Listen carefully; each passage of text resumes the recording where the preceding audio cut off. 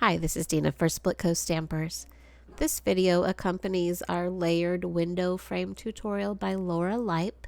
It's a die-cut card with a fun fold that expands for display. I started here with cardstock cut to 4 1/4 by 11 inches. You might need to adjust that width depending on your die set. Score at 3 1/2 and 4 1/2 inches from both ends of the panel, or 3 1/2, 4 1/2, 6 1/2, and 7 1/2 inches if you're using a larger board.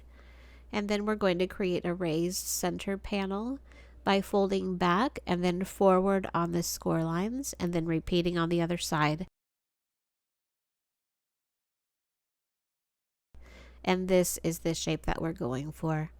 Make sure to burnish all the fold lines down so they're nice and flat.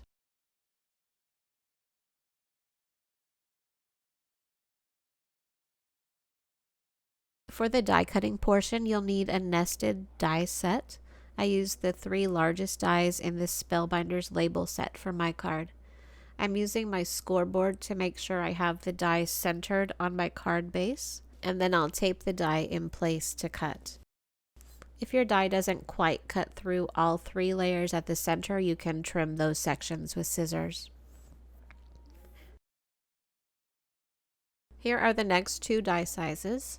I'm going to use the 3rd largest die for my focal panel, and I'm going to cut that out of this Winnie the Pooh paper.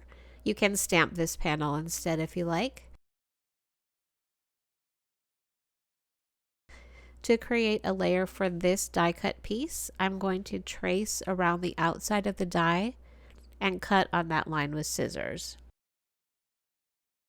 And that will give me just a narrow border around my focal panel to set it off a little bit, and I would say that's optional. With the 2nd largest die, I'm going to cut another label from coordinating paper, and that will be die cut and then cut in half. Those pieces are going to be glued onto the little wings of my card, and I can use that little point to get them centered and line the cut side up with the fold.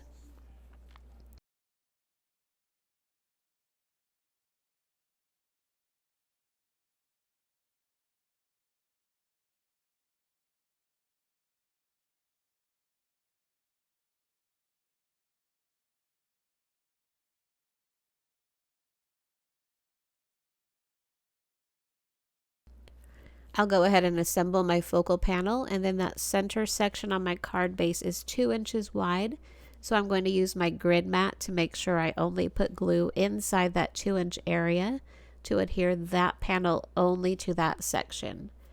And you might want to put a little weight on your card as it dries, since that center will want to pop up a little bit.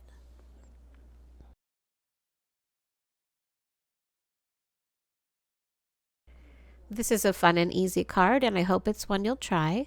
Thank you so much for watching, and thank you to Laura for providing this tutorial for our site.